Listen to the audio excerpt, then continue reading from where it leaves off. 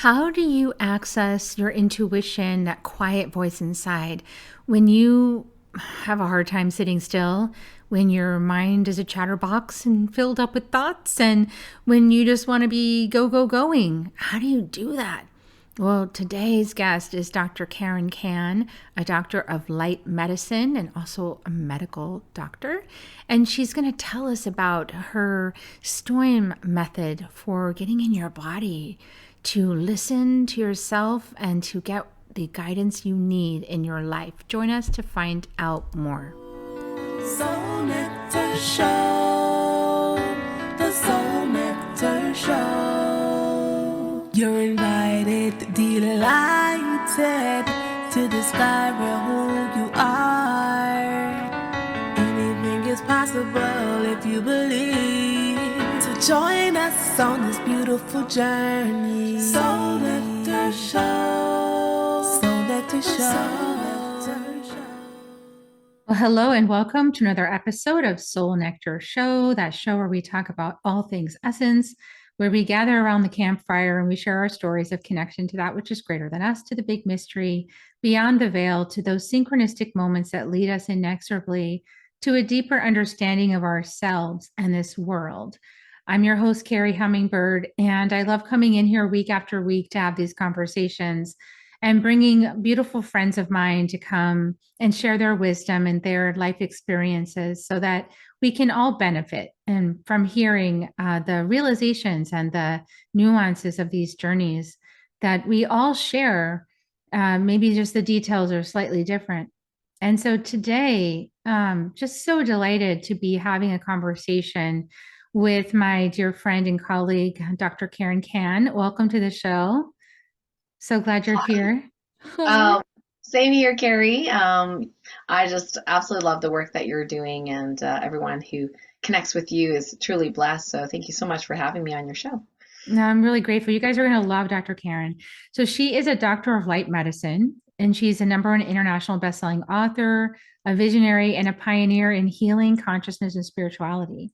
And her mission is to empower spiritually conscious people to harness their intuitive, healing, and manifesting superpowers to reach their highest vibration so they can help anchor in the reality of heaven on earth. And she is the founder of the Academy of Light Medicine, and she teaches everyone her 3-step Tolpakan healing. You're going to have to tell me how to say that healing method, TKH, which involves aligning the source of divine wisdom, asking quality questions through divine muscle testing, and activating high vibrational healing frequencies. And she is like Yoda from Star Wars. And so you guys are going to enjoy listening back to this conversation. So one of the things that I know that we all contend with at this time on the planet is learning how to trust ourselves, learning how to listen in a different way, not on the outside necessarily, but tuning inside, for the right answer and what's right for each person, and knowing that their answer is inside. And we might get wisdom from the outside, right? Like we share our stories here because we get wisdom from hearing everyone's stories. There's benefit to that.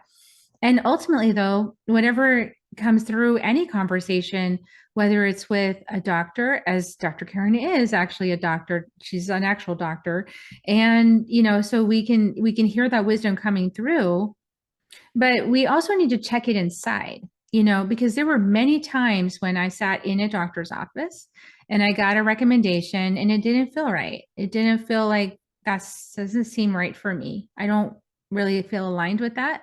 And I had to make a decision. Am I going to listen to the expert, or am I going to listen to myself and my body as my own source of wisdom, as my own body? And many of you who've been following me for a long time, that I led the Skills Not Pills movement, and it moved for a couple of years and it might be revitalized. You never know.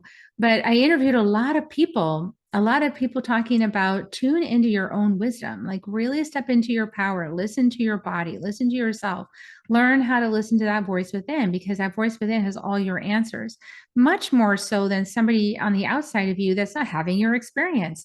They're just guessing. They're kind of like, well, I think it sounds like this, and my best guess is this. And lately, a lot of it is also based on the computer. So Like, I was telling Dr. Karen before we started the interview that one time recently, a couple years ago, I took my son to the doctor and the guy couldn't serve us because his computer was down. And I was like, what do you mean?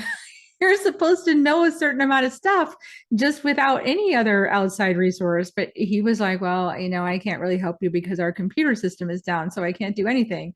And I thought that was the strangest thing for somebody to say that was wearing a white coat. So, there, especially as somebody who listens to my own wisdom and guidance, when people come to me, I don't go, well, I'm sorry, the computer's down, I can't help you.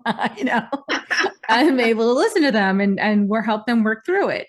So I think, it's like in this age of technology, where people are really leaning into like chat GPT and like, where can this computer tell me the answer or say it better than I can say it, or even like put the chip inside your head now, or, all of these things that I'm like, why are people doing this?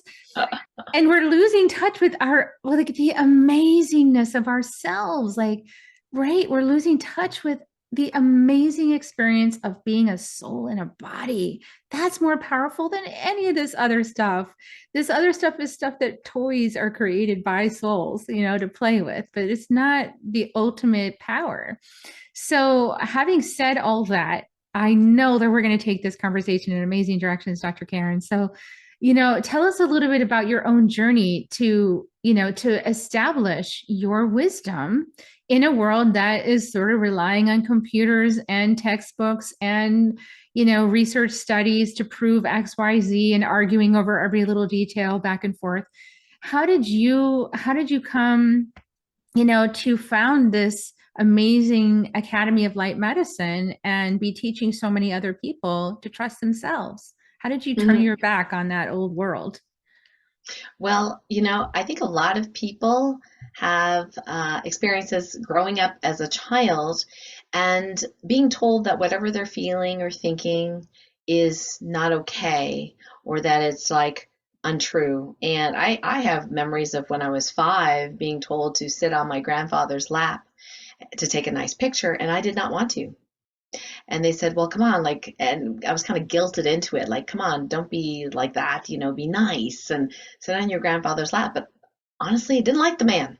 I just didn't. I didn't have a reason to, because he was very charming. Everyone seemed to like him, but I didn't like the man. And so I did not want to smile in the pictures, which is sad because the one picture I do have with him, I look really great. But all the other quick pictures, I'm not smiling. I don't even remember if I ended up sitting on his lap, but if I did, I was like, come to find out, decades later, I find out that he was what people used to call a philanderer and also an abuser. I had no idea, as a child, no idea, never saw it, never heard it. But I found out, through the grapevine eventually that there was some abuse there. So my child self knew on some level this was not somebody, to get close to. But I was literally conditioned out of that. And like so many sensitive people, we are taught to stop listening to ourselves because someone older and wiser, and to this day, my parents still give me that line. We are older and wiser than you. We have more experience, yada, yada, yada, right? And I'm thinking, well, do you remember that time where you had arguments with your parents? Like, they were older and wiser, right? But yeah, you did your thing, right? So I think it's hilarious. And so we learn and get programmed out of it. And what often can happen is that it starts not working, right? Like maybe it's not a big deal when you're 5, maybe not a big deal when 10, but then all those things start to accumulate. We start to forget. It's like our intuition goes, well, she's not gonna listen to me anyway, so I'm going to bed. Just wake me up later when you're ready. So we just look outside ourselves because we're just used to the programming. Well, what's the best thing to do? What does the Bible say? What does church say? What does my parents say? What do the teachers say? And I was like the quintessential teacher's pet. Like I was, always got my homework done. I was always an A student. I always did what I was told. I was super, super obedient, and all this kind of stuff. And I was freaking miserable, to be honest, because I was trying so hard to be good that any mistake I made, I felt horrible. So it wasn't until, in my 30s where I finally kind of burnt out from trying to be everything to everyone, including a medical doctor in a small town. Of course, I had to be in a small town, right? And had super, super high responsibility. My body just said, I am so done, right? And so the adrenals burned out. got really, really sick, ended up with fibromyalgia, chronic fatigue, Hashimoto's thyroiditis, and allergy, up the list goes on. And I was at rock bottom, and many of us have to get there to realize there's another way, and literally was suicidal. I was thinking of ways as a medical doctor that I could kill myself, and my then husband could get the insurance policy, right? I'm not going to tell you the way to do it. So anyway, but I did figure it out. And then one night I was crying myself to bed like I was because I was sick and didn't feel good. And literally there was like this voice. And the voice, you can talk about intuition, but the voice was my voice. But it was just this really calm, neutral kind of thought form that said, you have a choice. And I'm like, who said that? And I start arguing with this inner voice, right? I do not have a choice. I have to do this, blah, blah, blah. You have to be a good wife. And I just knew I wasn't happy in my relationship, but I thought, well, I just had to keep going. But this voice was so pleasant, but insistent, you have a choice.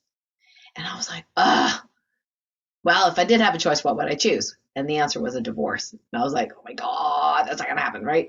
But then I thought about it and thought about, what if I did have a choice? What if I did have a choice? And then I made that choice, and boy, was it hard. I'd love to tell you guys it was easy, but it wasn't. All hell broke loose. My parents freaked out, right? Because nobody ever does that in the Chinese family without major repercussions. And my husband, of course, freaked out. But it absolutely needs to happen. And at some way along the way, I was just like, okay, well, whatever I tried is not working, so I might as well maybe try the opposite.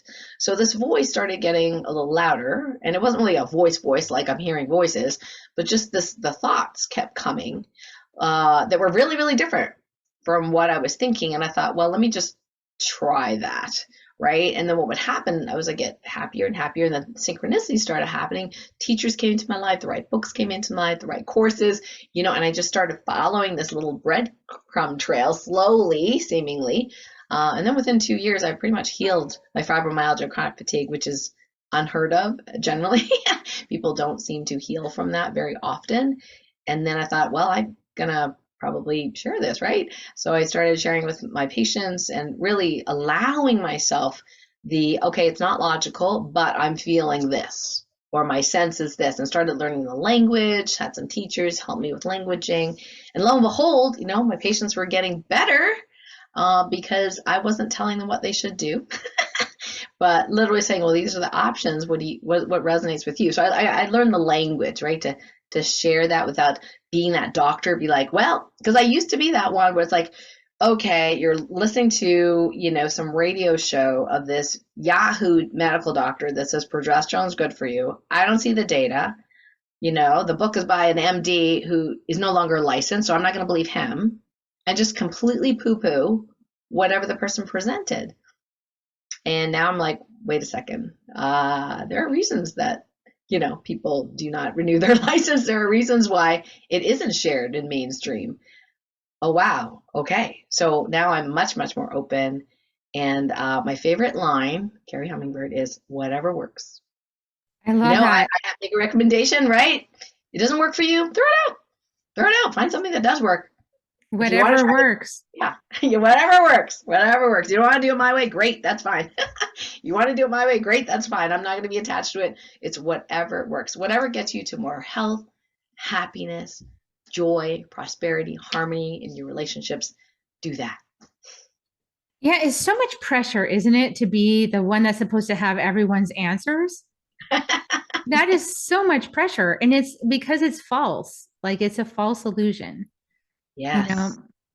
And yes. I think that Louise Hayes really shed a lot of light on this for us, didn't she? Because she came along and did this whole research project about different parts of the body and told us, okay, this is what's stored in this part of the body. And this is what's stored over here. And if you're having problems with this, it's probably because of this. It's like, wow, that's a good jumping off point, right? For self-exploration. Mm-hmm. And, and that book was in my waiting room. This is going to be like decentralized medicine. I think that's going to just really drive authoritarian types of people insane. But everyone has all these resources to do, and the internet gives us a lot of information. It gives us some false information, but it also gives us, if we're really being guided, we're being guided to information that we need to consider, to digest, right? To actually look at. Right, exactly. And thank you, first of all, for acknowledging the big responsibility and the pressure, because as medical doctors, there is a lot of pressure to be perfect. Brian Goldman actually does this TED Talk. He's an MD in Ottawa. I graduated from Ottawa University. And he did this TED Talk that my friend sent to me. And I cry every time I think of it, even. So I'll try not to do that right now. But basically, he says, what's a great batting average?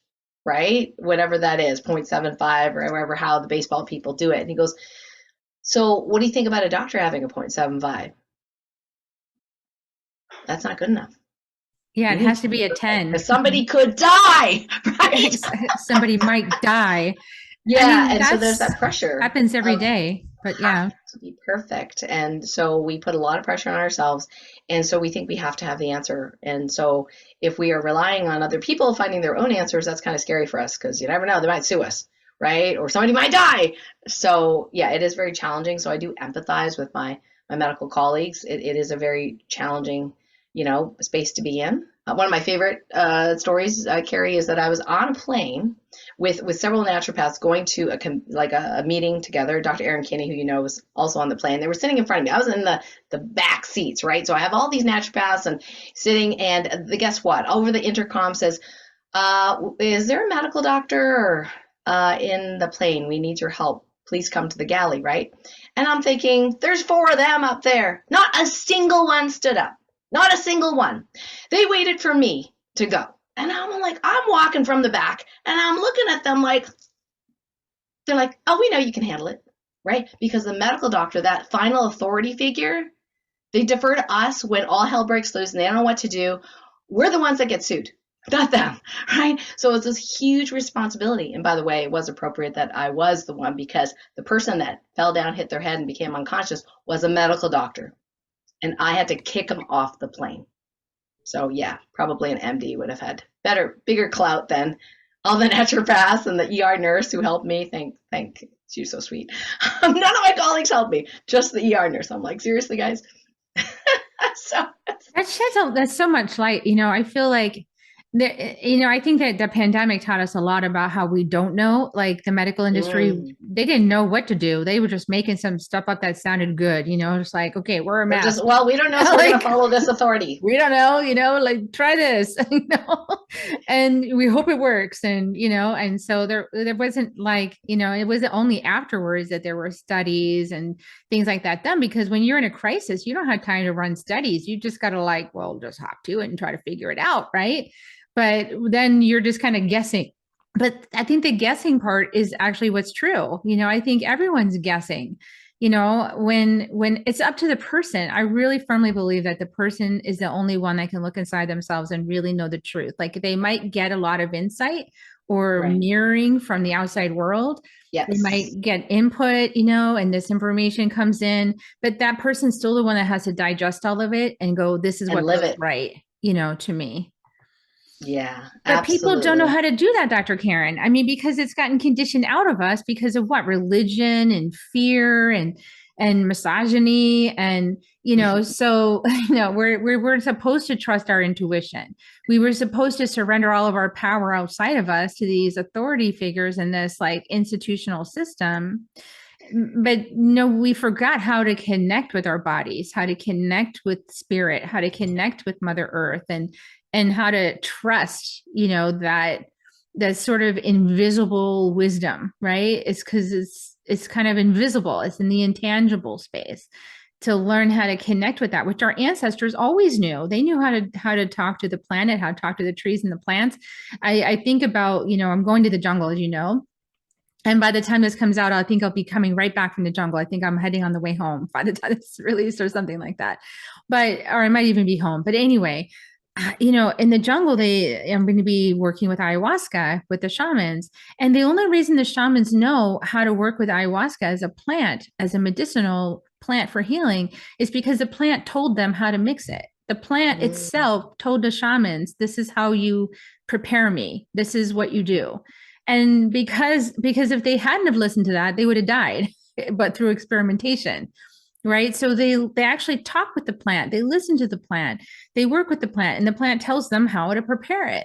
and what it's used for. And, and having done these plant medicine journeys, I've listened to the plants and I've felt their energies, and I definitely feel like they're galactic. I do not feel they are all from this planet, because they have different worlds.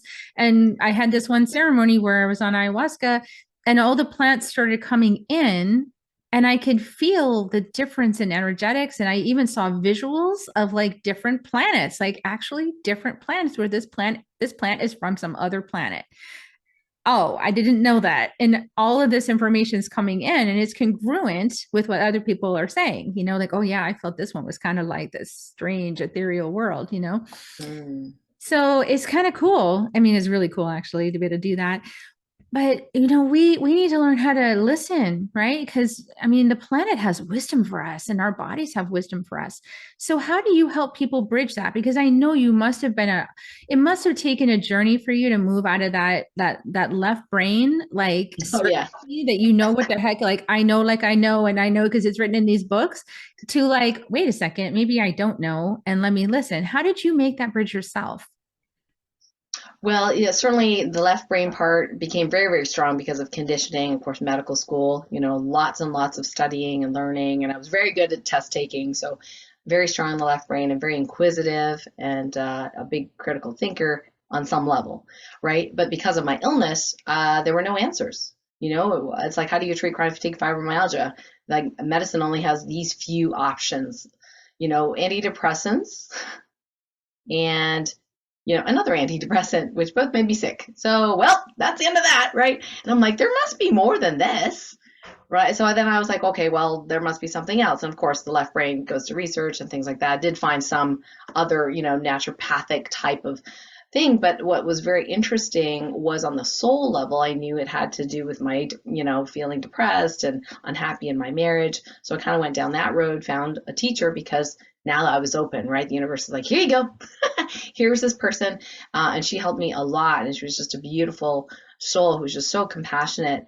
And then I got into kind of esoteric stuff. And of course, the curiosity is so strong in me. I was like, how does psychic stuff work? How does this work, right? So I kind of used that left brain to help explore the right brain stuff and whatever works. And it started to work. So I was like, okay, this is kind of cool. And then now, fast forward, after several books and teaching lots of people, I, for one, people, my first teacher always used to say, well, if you only dedicate, not only, if you would dedicate about 10 minutes a day to meditation, that would really change your life. Here's the thing. I'm going to be honest, Carrie. I looked at everybody, my friends, and even my teacher that were meditating 10 or more minutes a day, and their lives were not any better than mine. So the left brain's like, well, prove it. So I didn't do it. I couldn't make myself do it for more than a day or two. I got impatient. I don't know what was supposed to happen. I didn't have time. I'm a very busy person. My personality is like go, go, go. Love to, stay moving. So I'm like, well, this isn't going to work for me. So I just stopped. But then, of course, the left brain was like, I want something fast. And I found this book called The Secrets of Instant Healing by Frank Kinslow. It was thin and it said instant. So I did this process and I'm like, well, that's easy. Okay. So what? So I'm doing it and I'm thinking, well, nothing's instantly healing, but something did happen. I ended up with some detoxification symptoms. And by that time I'd learned to muscle test and all different things. So I figured out that I was actually doing such rapid healing that I was kind of detoxing. And even though the particular pain or whatever I was trying to work on didn't work, there were some amazing things in my life that started working. Money started coming in, opportunities coming in. I'm like, whoa, I don't even have to sit still to do this process. That is cool. And then one day, one of my former clients and student, he said, I don't really get this thing that Dr. Frank Kinslow is doing. I said, well, did you read the book? He says, yes, I read the book, but I don't get it. I said, okay, well, so I shared with him what I now call the stillness through observing internal movement process, where you're just observing the inside of your body and noticing any waves or movement inside the body. It doesn't matter what it is, where it is, you just kind of follow it, focus on it. And so I had him do that procedure. And I said, can you feel something moving? Yeah, I can feel a pulse. I said, where do you feel it? Okay, well, over here and over there. I said, okay, great. I said, that's it. He goes, what do you mean that's it? I said, that's it. You don't have to do anything else. Just be in the body, feel the body, and that's your meditation. He goes, really? I said, yeah, try it out. See if it works for you as well as it does for me. So you can try it when you're doing something, or you can be sitting still. I just happen not to sit still a lot. And he did, and he goes, oh my gosh, this works great. Right. And then he manifested all this incredible stuff, like his, guys really like their cars. So he manifested his dream car, and he manifested this amazing, summit. Now he's got a 10 times bigger mailing list than I do. Like everyone knows who he is. It's amazing, right? From this tiny, tiny process. And it really is similar to what you teach about honoring the body and being embodied. Instead of, like, a lot of us are star seeds, we come from elsewhere, right? So we're like this human body, it's really thick and it's dense, I don't like it. So we kind of stay up here and we're not fully embodied. But if we can actually be embodied, feel the body, then stuff starts to happen. We start to be able to connect to our intuition, because in that, when we're feeling stuff in the body, what happens is your mind is busy looking for movement in the body, right? You just told your mind what to do. Look for movement in the body. Oh, there it is. Over there, over here. Oh, I feel some in my hand. Wow. It's too busy to go blah, blah, blah, blah, blah, and give you negative thoughts because you're so busy telling it what to do. It's finding the energy. And then what happens is the intuition just comes in like loop. So if you have a question, I find if I have a question, I'm frustrated about something, I don't know what to do, I just feel that frustration or whatever feeling it is in the body. What does that feel like? And the funny thing is because I was thinking about what I should do a moment ago, when I'm feeling the energy in the body, all of a sudden the idea pops in. Some people, they're more visual, so it can come as like a momentary visualization, or it could be a word if they're clairaudient and they find a word, or it could be just a thought, like, oh, do this. And it's amazing when that happens. And then as you practice it more and more, it doesn't take just a few seconds a day, right? If you want to, then you'll notice that, oh, wow, things are easier. I'm not struggling as much. Things seem to come my way. The right person shows up. I literally will do stuff for fun. I'll be like, I think I need some underwear. Okay, you got to buy some new underwear. So I would like a coupon, please. So I imagine the coupon coming, and sure enough, an email, that my favorite company says, we're having an underwear sale. And I'm like, of course you are, right? It's so fun when you get that connected to your body and yourself.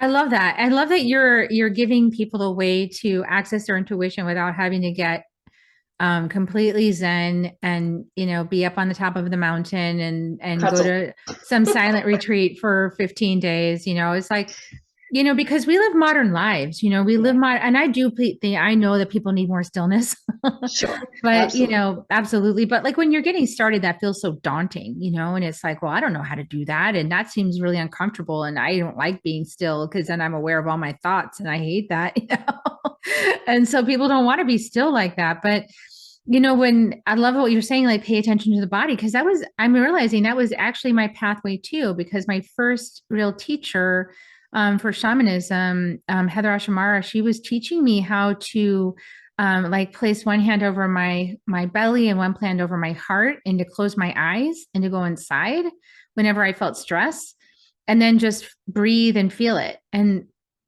like that's actually quite revolutionary.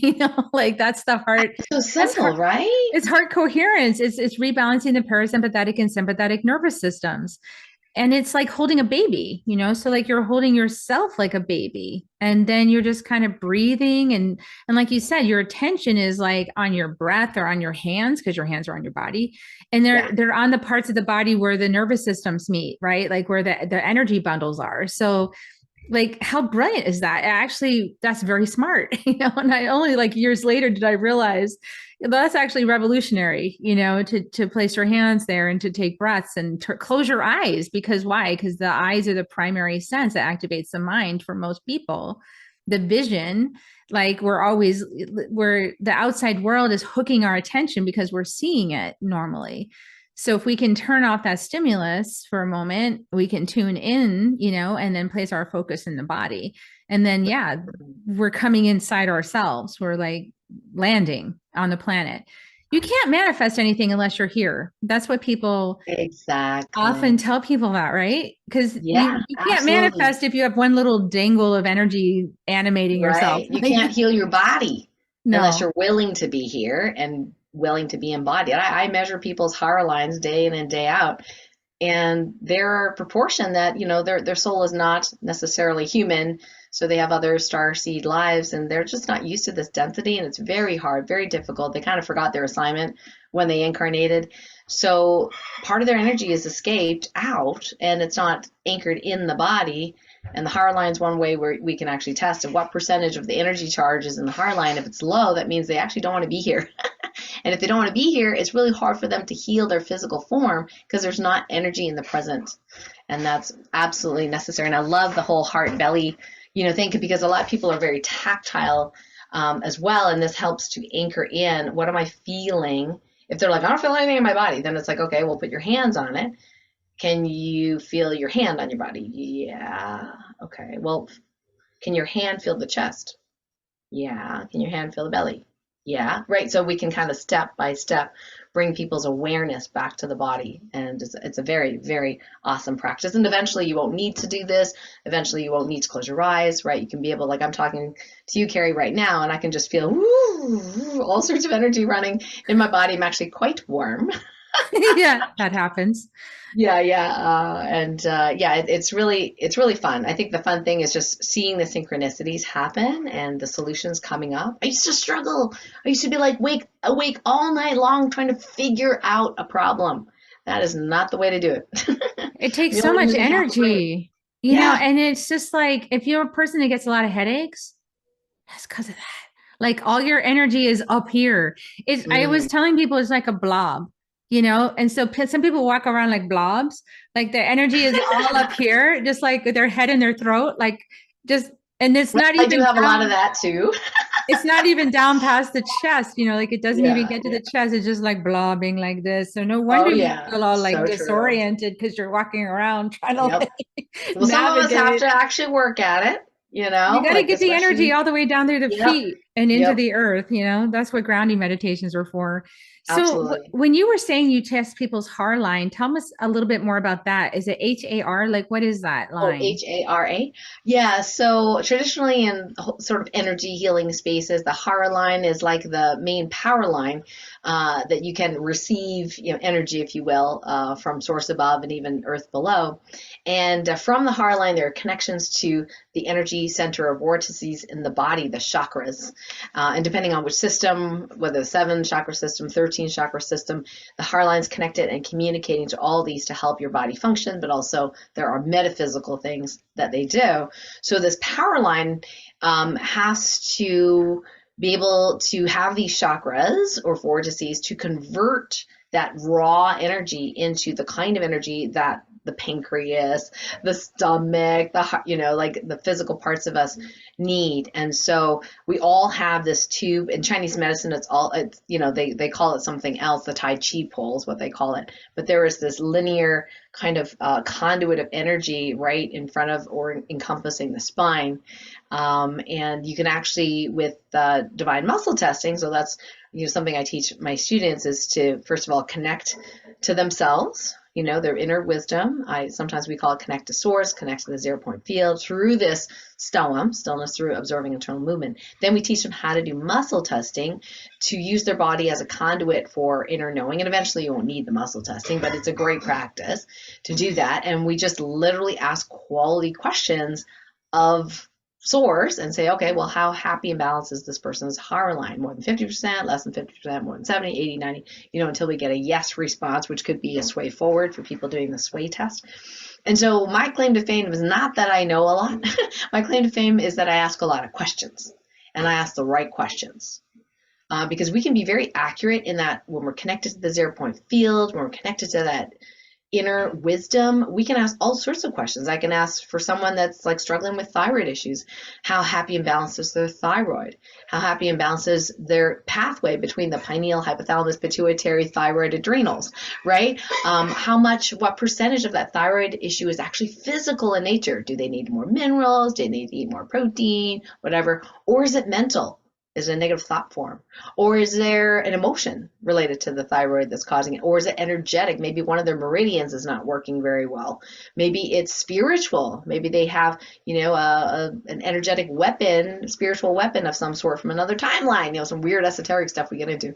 And perhaps it's dimensional. So there can be all sorts of reasons, but we can really, really quickly in 5 or 10 minutes, hone in on what are the major issues causing this issue.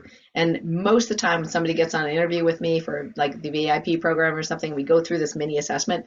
They've never heard about it. They've never heard it. They might have worked with a naturopath or somebody for like 20 years, and I'd be like, okay, let's see what's going on. I'm like, wow, okay, so there's a curse on your mom's side of the family 80 generations back. And it's this curse. And I'll say what the curse is. And they're like, oh, that makes so much sense. Oh my gosh, in my whole family on that side, this is what's happened over and over and over and over again, right? So people connect to it, and then like in a blink of an eye, we can just pull that out and it's gone. So that's the other part of the healing modality. Everyone can do it. It's just they don't know how to do it, but it's actually pretty easy. So what I'm here for is really teaching people how to ask the right question so they can actually tune in to get their own answers. Yeah, asking the right question is that I think probably most of it, right? Because it has to be yes, no answer. And sometimes it's the ambiguity that prevents a person from getting a clear answer. And other times it's because parts of you don't agree. So like one part, so that's like parts work too. Like a part of you is not agreeing with the other part. One part of you holds, it's like multiple personality people. Like I love this story from my teacher. It's when I first started studying. She was like, well, how is it that multiple personality people, one personality can have cancer? Yeah. And then when it's present, and then as soon as that one's gone and another one's present, the cancer's gone. How is it possible that it can be like that? Like just gone. And that just led me to think like, we're creating our reality, like we're creating the whole reality. So if we could change some underlying thing, it would just be gone, so what's the magic there? Yeah, absolutely. Yeah. They say it's a holographic universe, right? And we have the ability, and really through the 0 point, that is where, that's the source of all creation. So when we reconnect there, and there is in this multiple personality disorder, I think what happens is that blueprint of who they are shifts and changes. And so very quickly the sacred geometry changes, and then their physical form can change. And most of us are attempting to get that fast, right? Changing our physical form and connecting to the 0 point field consciously, which is definitely a practice for sure, but well worth it, because it's actually pretty fun once you start playing around in it. Yeah. So this is a fun thing, right? Like, I think that people can, if they start to learn this, what's the thing, the most common experience when people start learning your technique? Like, what's the most common thing that they say about this technique and what it gives them? Well, I think one of the things is people feel relieved because they've been feeling guilty for so long, because a lot of people that I see are, spiritually conscious. So they're like, I know I should meditate, and they feel really, really guilty like I used to. And I'm like, you don't have to meditate. They're like, what? Right? And I mean, I just feel your body, just feel the energy in the body. You feel it, like go rub your hands, rub your hands, and then just close your eyes. If your eyes are distracting you, and just, what do you feel? I feel heat. What else do you feel? I don't know, kind of buzzing in my hands. It's kind of going on my arm. Perfect. Great. That's it. Oh, really? Yeah. Yeah. Just get used to feeling your body and like feeling what's going on. And then the other things is then more sophisticated, then they can start to have a question. Oh, I'm having problems with my neighbor. What should I do? Right. And then they feel the body. They feel whatever the emotion they feel, allowing it to be there. Just what does that feel like in the body? And then all of a sudden there is just something.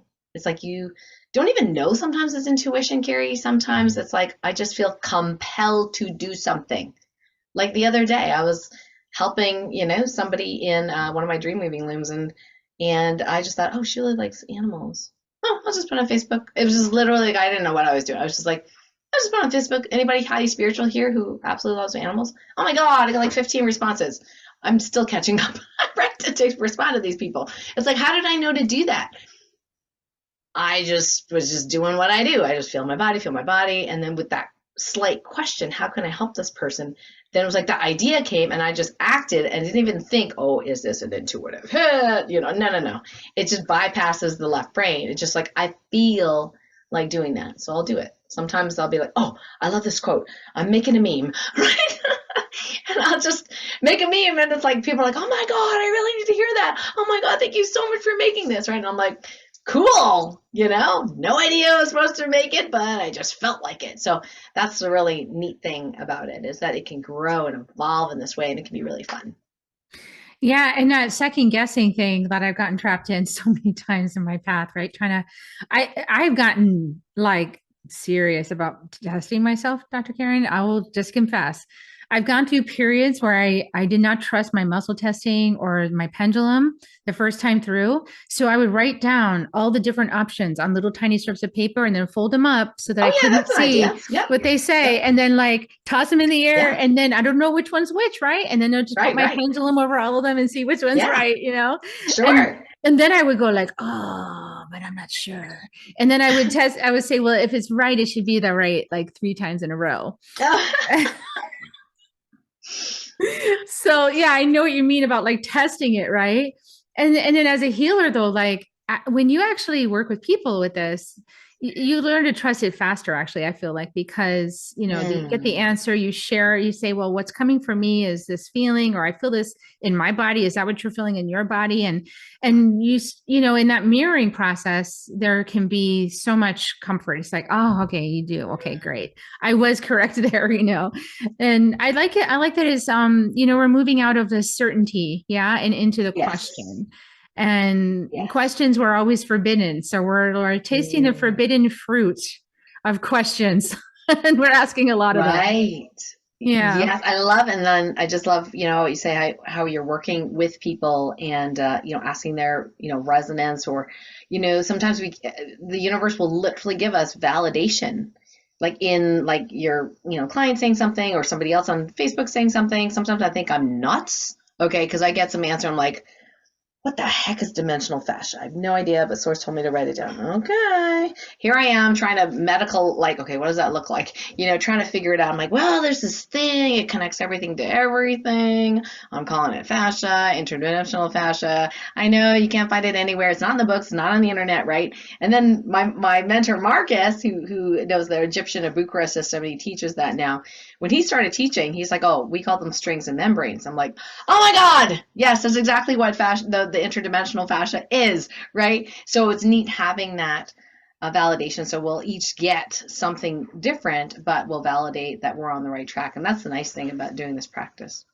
Yeah. And I like that you said that too, because then there'll be that confirmation, and you could, like, I don't know about you, but when you interview people, you end up having, you never even met this person before, and you'll have this instant knowing, like, yes, that's exactly the message I got, oh, I got the same message last year, or yeah, I had the same idea.